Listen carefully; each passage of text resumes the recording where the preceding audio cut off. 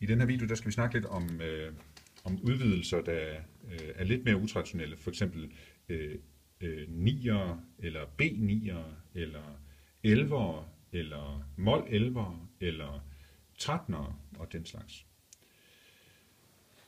Grundlæggende så skal man altid have treklangen på.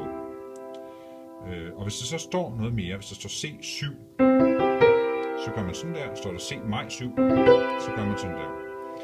Hvis nu der står C9, så kan man godt tro, at man bare skal stable det op af. Men det kan man jo ikke, altså det kan man ikke med en hånd i hvert fald. Så skulle man putte det hele i en hånd, sådan her. Så man tager og flytter den derned, og 9'eren derned. Og det er faktisk meningen. Bortset fra, at det bliver lidt massivt det der, så gør man typisk det, at man udlader grundtonen. Det er en C maj 9. Det er en C9. Hvis nu der står 11, så menes der tit, fordi der har vi, hvis der bare står 11 eller 9, så skal man altid have den almindelige 7'er med. Ellers skal der stå maj. Så den her, det er en C11, C9. Det er en C maj 9. C9. Så 7, 9, 11. Det ligner en BB, det der. Så typisk, når man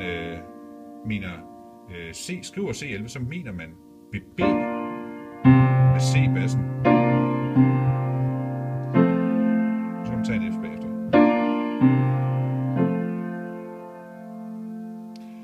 Det fungerer lidt som en slags C-sus-akkord. I kan se en C.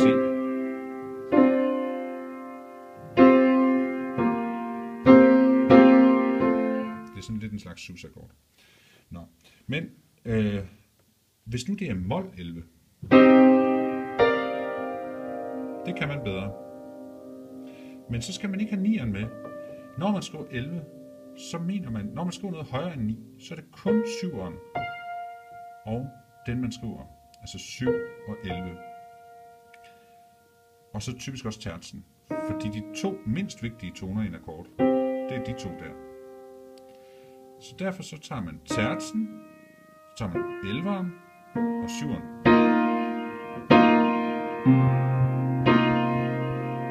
Så sådan der ser en C-mol 11 ud. Og så bassen ned.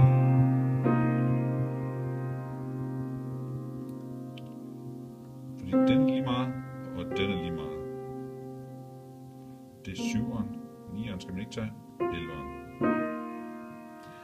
En 13'er, dur 13, 11, 13, den ser sådan der ud.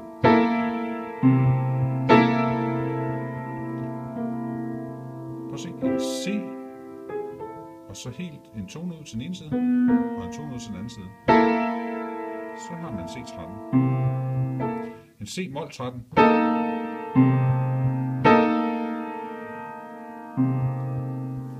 Sådan der. Igen udlader jeg de to der, grundtonen og kvinten.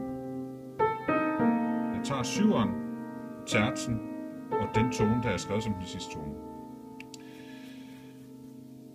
Så er der det der med B9 og kryds 11 og alt sådan noget. Det betyder jo, for eksempel hvis jeg skal tage en B9,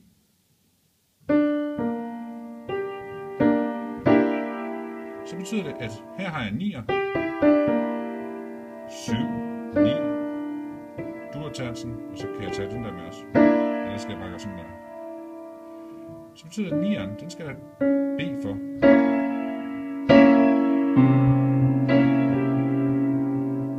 Den her, den er faktisk en meget sjov akkord, for prøv at se. 1, 2, 3, 1, 2, 3, 1, 2, 3. Det er faktisk en dim-akkord.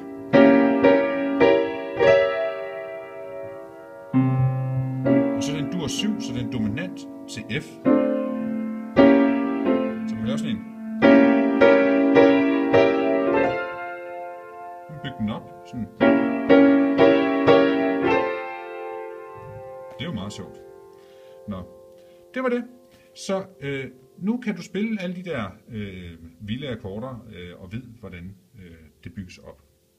Altid med syveren på, altid med tertsen på, og så er grundtonen og kvinten, de er ikke særlig vigtige. Ud med dem, hvis du kan, hvis du mangler fingre.